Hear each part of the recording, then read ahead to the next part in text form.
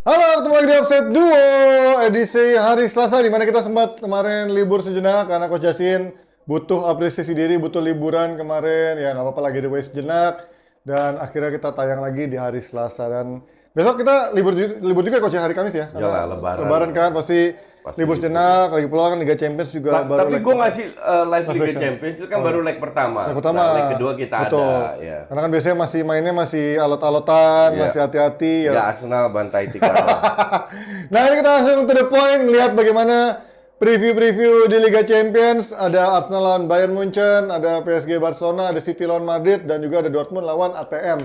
Kita buka dulu dari Arsenal lawan Bayern Munchen ya, karena Arsenal ya di Liga sih udah gila sih. Dia udah terakhir kebobolan tuh bulan Maret 12 Maret lawan Brentford, kalau nggak salah. Sisanya 3 pertandingan, 4 pertandingan termasuk Liga Champions yang leg kedua udah nggak kebobolan. Ini menunjukkan sekarang dia udah semua lini tuh udah solid. Dulu kan mungkin di back katanya Gabriel masih shaky, tapi sekarang partnership antara Gabriel dan juga Saliba tuh udah kuat banget, ditambah ada Declan Rice yang menurut gua menjadi faktor game changer-nya adalah Declan Rice menutup lapisan pertahanan. Dan jangan lupa Jorginho Coach ya, karena Ya. orang banyak sedikit meremehkan Jorginho walaupun mungkin di awal-awal dia susah adaptasi, hanya menjadi cameo, tapi belakangan ketika Partey cedera dia yang selalu menjadi Lebih pemain cocok, penting gitu ya. kan. Dan nggak cuma bisa menjadi shadow playmaker atau deep lying playmaker, tapi juga kemarin dia juga cukup maju memberikan umpan buat Kai Havertz juga. Jadi ya ini tim udah komplit nih, tapi memang kalau dari track recordnya di Liga Champions gua masih tanda tanya dia se agresif itu nggak, karena kan Ya.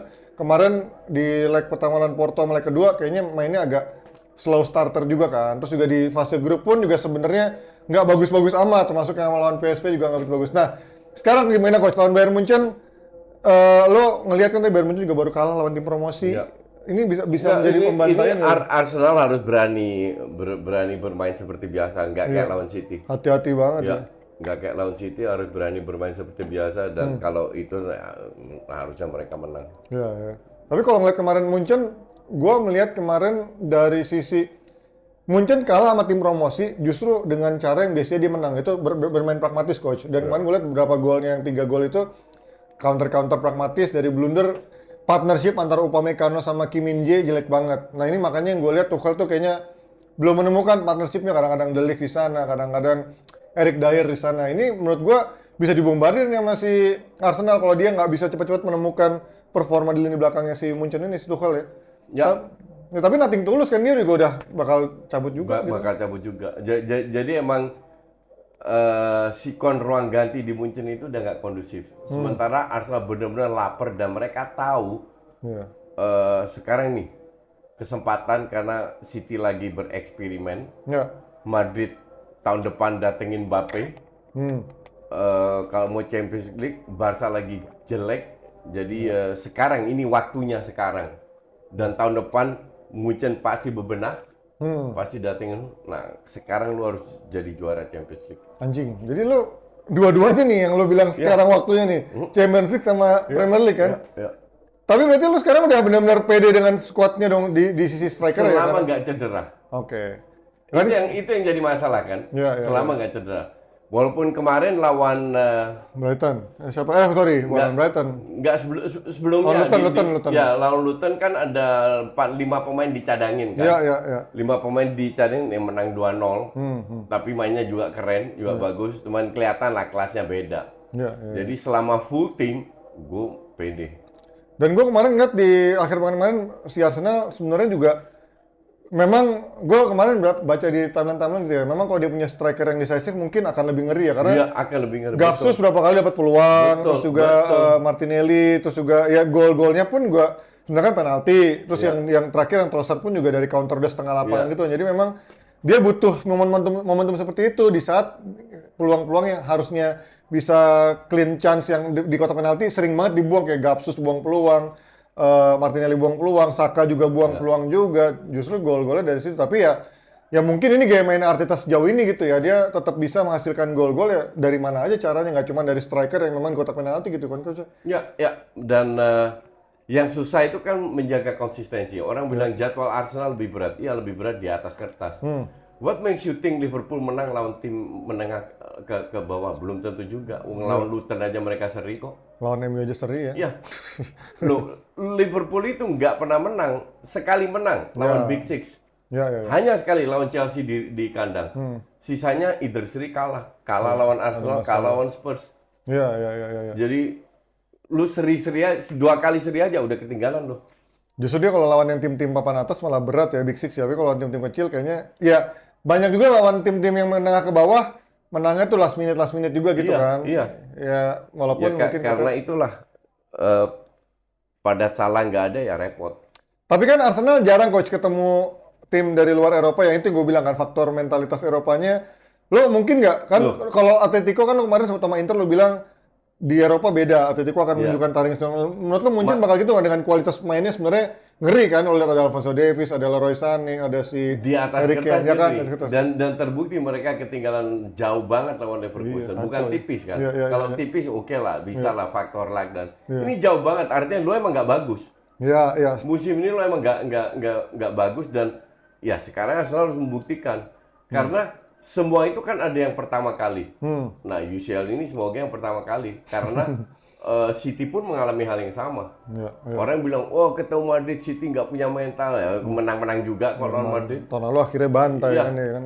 Jadi apa artinya itu mental? Milan yang wah tuh udah 7 kali mental lolos grup aja nggak mana mental lu.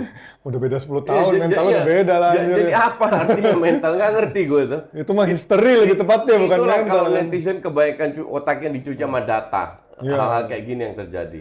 Nah, gue ngeliat sebenarnya memang itu faktor ya kalau ngomongin mental, iya. Cuman kan kita lihat di Munchen itu Thomas Muller udah habis lah sebenarnya, walaupun katanya punya mental leadership. Tapi pemain-pemain kayak Leroy Sané, kayak Iya, itu semua nggak konsisten. Iya. Kalau mereka lagi Gnabry. bagus bisa mempersulit. Iya, itu Tapi dia.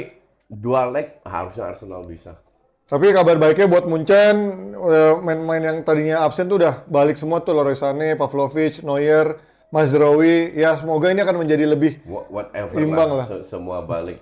sombong banget. Di anjing. kandang itu harusnya menang 2-3 gol itu. Besok tuh di Arsenal dulu ya? Iya Arsenal dulu. Nah ini yang akan menjadi kunci. Walaupun sebenarnya sekarang udah nggak ada away goal ya, Iya. bisa menjadi alot Betul. juga sih menurut Iya. gua. Karena Arsenal pun juga kemarin gue lihat di Eropa mainnya hati-hati banget di Iya, nah itu Eropa. mereka ya kan? harus belajar dari situ. Ya, Lu nggak bisa main hati-hati. Lu sekarang kan selalu away Iya, dulu. iya. Makanya selalu hati-hati. Sekarang Enggak, kan- sekarang lu sekarang harus kandang. ngegas langsung. Nggak. Nah ini kuncinya adalah di pertahanan Munchen menurut gua besok kalau misalkan karena Arsenal udah menunjukkan dia so far pertahanannya udah sangat bagus gitu, clean sheet, kemudian udah nggak ada blunder-blunder error individual error. Ya, Nah, semoga Delik dapat kartu merah atau apalah kayak gitu-gitulah. gue malah lebih khawatir Upamecano sama Kim Min-jae sekarang mainnya jelek banget dan kemarin Iya, sempat pakai jelek banget kan, ya, betul. Eric Dyer juga berantakan Kim banget. Min-jae juga lah. Iya. Kayak 1-2 kartu merah cukup. lah.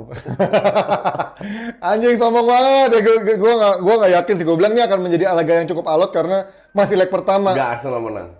Ya alot tapi, sure. Nggak tapi alot. serius tuh. Minimal 2 gol. Gila. Normalnya sih 3 gol bisa dapat. Gila ya. Oke kita lihat nanti minimal 2 gol kalau gue alot. Nah kita pindah ke City lawan Madrid coach karena City yang sekarang bukanlah City tahun lalu secara performa jauh juga menurun. Madridnya pun juga nggak Nggak kuat-kuat hebat-hebat banget gitu amat, kan walaupun iya. Betul. walaupun justru sekarang peringkat 1 tahun lalu Iya. kan dia di Liga malah nggak peringkat 1 ya. Gimana lo lihat chance-nya di 50-50 pasti kan?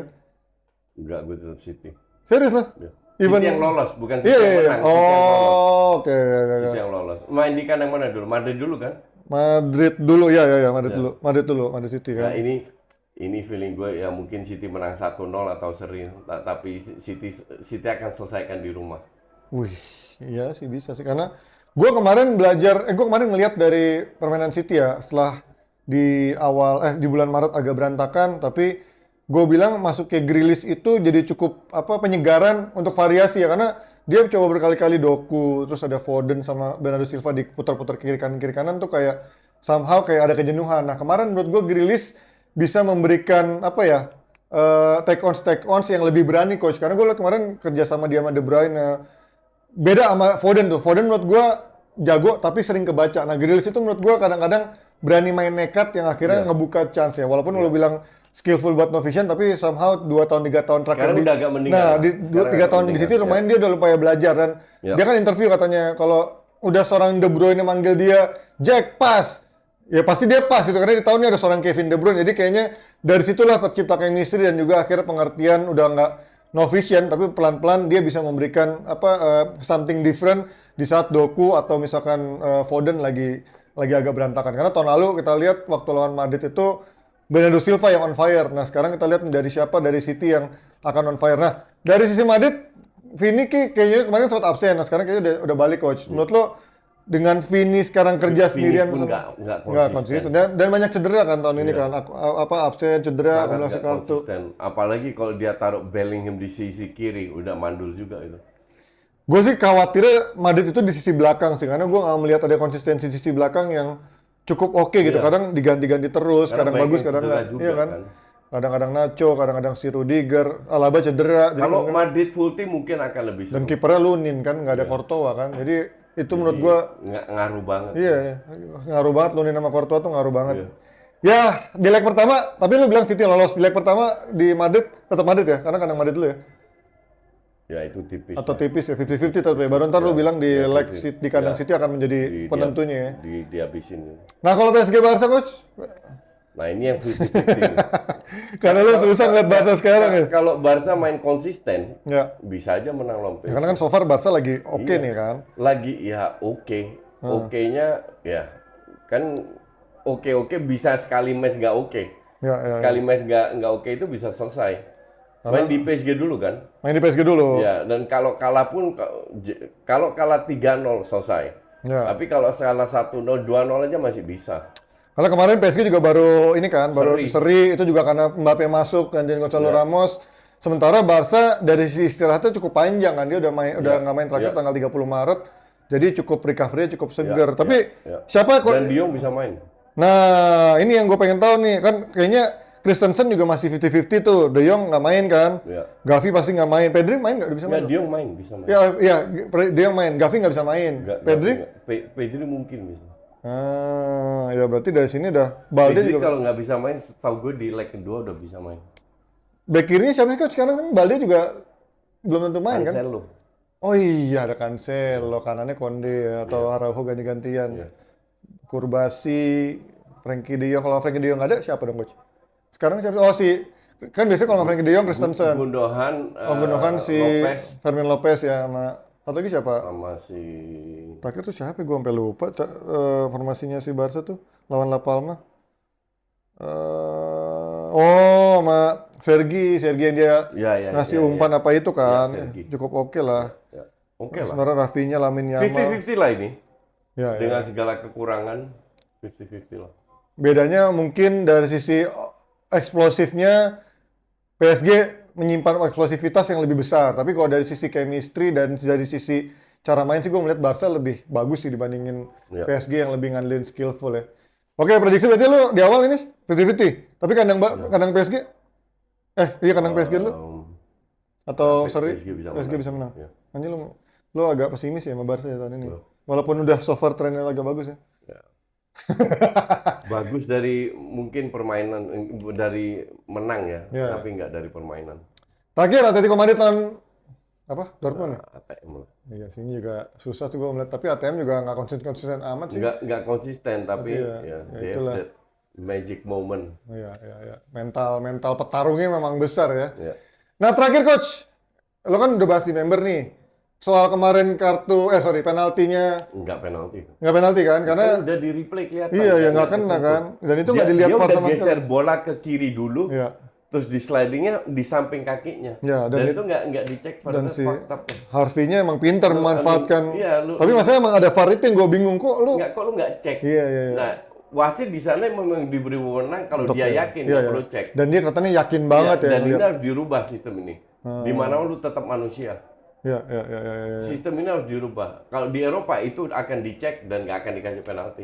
Iya. Dan Sama kayak kemarin si Madison pukul perutnya oh Yates. iya. Dia dikasih apa? Ini wasit fakta. Lolos aja gitu. Ini Parah wasit Inggris ini. gue juga pertama gue lihat itu penalti sih. Cuman pas udah dilihat lagi replaynya nyata emang si Harvey Elliott ya akhirnya menjatuhkan nyangkutin ke kakinya Bisaka kan. Tapi ya itulah kadang-kadang gamenya Liga Inggris sih emang anjing. Anthony Taylor, gue pengen tahu nih di beberapa Nggak, minggu itu kemarin dirampok sih gue. ada minta maaf apa enggak? Karena kan kalau dulu kata Mas Aryo, biasanya kalau memang dia meralat, dia akan meralatnya dengan minta maaf kan. Tapi ya, menurut gua dengan ini coach udah selesai deh peluangnya untuk 4 besar ya.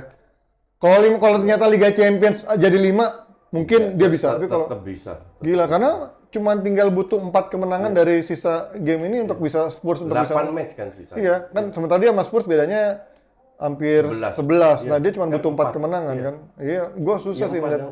Lu lihat jadwal Spurs kayak apa? Iya, tapi masa 4 kemenangan ini nggak dapet sih. Sementara MU juga mainnya. Jangan meremehkan IPL. Iya sih, IPL cuman itu paling karena liga paling kalau misalkan kemarin MU lawan Chelsea bisa menang, lawan Brentford bisa menang, mungkin iya. Cuman somehow ketika lawan Liverpool ya dia bisa selalu bisa keluar menjadi apa anti Nggak, teorinya MU gitu. itu lawan Chelsea itu kan suwe banget. Itu kan bener-bener suwe itu. Ya tapi emang itu ada salah Ten Hag Iya. juga kan, diganti pemain yang menurut gua masih bisa kill the game kan. Iya, gini. McTominay apa? Lu kan sekarang pilih 10 menit hampir semua pelatih melakukan bermain aman. iya. Arteta melakukan hal yang sama. Hmm. Cuman kalau back lu bikin kesalahan yang bodoh, lu mau masang 4 striker pun di depan, kesalahan yang bodoh gitu bisa dilakukan juga. Iya. Tapi itu maksud gua dia nggak bisa main bertahan coach, tahu gue ya. MU itu dibuat Ten Hag, jadi ketika lu mau main aman pun Iya. defense-nya nggak cukup kuat Sekarang gitu. penyerang lu siapa? Emang Garnacho main bagus, ancur-ancuran Garnacho kemarin. Ma- Passingnya salah, kontrol bola nggak bisa, kayak bingung gitu. Lu nggak bisa.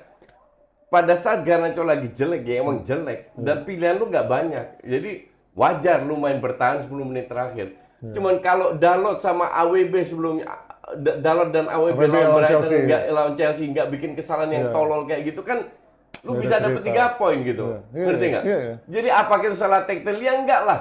Back lu aja tolol gitu. Tapi kan dari cara mainnya kelihatan coach, dia membiarkan space-nya cukup besar untuk counter-counter kan Chelsea lawan Liverpool. Iya. Karena dia tahu tengahnya Betul. selalu menjadi bypass gitu kan. Betul. ya kan. Nah untuk counter kan nggak butuh banyak pemain. 2 cukup, 3 cukup. Iya, tapi begitu bertahannya dia keteteran juga gitu kan. Iya. Selalu cuma 2-3 pemain juga kan. Casemiro udah habis ya kan. Gue bilang sih keteteran tapi tetap bisa nahan. Dalam arti lu tidak berikan gol-golnya itu kan gol lucu semua. Iya, yang kalau lawan Liverpool sih iya ya. Jadi bukan bertahan karena lu kebobolan karena lawannya atau lu nggak bermain bagus. Karena lu bikin penalti terus deflect. Iya, Deflect yang Chelsea. bisa terjadi anytime gitu loh. Tapi kalau yang deflect-nya Chelsea menurut gua karena dia nggak menjaga dengan tepat sih Ya, itu kalau kan Palmer, salah ya. pemainnya. Iya. Ya, Hal kayak gitu kan udah dilatih. Kalau ada pemain cuma bengong gitu, ya gimana? Lu harus- tunjuk-tunjukkan itu sih. Iya, lu harus tahu di mana salah pelatih atau salah pemain. Ya kan? iya. Kayak ini 2 penalti loh di menit-menit terakhir. Iya. Dan yang nggak perlu sama sekali gitu loh. Tapi hampir semua gol MU kan rata-rata mirip kayak gitu kan, counter, cutback atau dari Iya, corner-corner iya, gitu kan. iya, Masa iya. nggak belajar gitu pemain dan juga pelatihnya Iya. gitu kan dengan cara yang lain, dengan cara bermain yang lain gitu. Ini bukan matematika. Kalau lu nggak bikin blunder kayak begitu, nothing happens. Iya. Tapi blunder itu muncul karena pemain itu rupanya nggak siap kan. Panikan, Iya. individual fokusnya hilang. Karena kalau dia main compact, nggak lari-lari sih menurut gua akan beda sih. Sekarang kalau semua itu bisa dipelajari seperti yang lu bilang, Brighton, Sheffield nggak akan ada yang terdegradasi. Tapi kan harga pemainnya beda. Karena semua kan mereka udah latih. Iya. Tapi faktanya di lapangan nggak selalu terjadi dan kualitas MU Di atas pemain ya. ini nggak step up. Beda dengan Liverpool banyak cedera tapi pemain cadangan step up. Nah, itu yang starter aja nggak step up. Itu yang membedakan, maksud gue ya itu Iya. nyata seorang ya, Klopp aja bisa memaksimalkan main-main mudanya walaupun kemarin akhirnya Kwanza ini dipuji-puji blunder juga gitu kemarin ya. Nah, terus lu bisa salahin Klopp kan enggak juga. kemarin sih ngerti murni nggak? individual error Iya, tuh kemarin. Ini tetap pemain yang di lapangan yang bertanggung jawab. Ya. Tambah sedikit lu bikin kesalahan, lu akan menang. Ya tapi gue udah nyerah gue. Kalau gue nyerah ya ngelihat MU udah untuk 4 besar karena Masih sangat bisa. masuk 4 besar pun menurut gue nggak layak dengan cara main kayak gini di saat main tim-tim lain punya filosofi yang ini jelas. bisa sampai match terakhir. Iya, we'll see lah.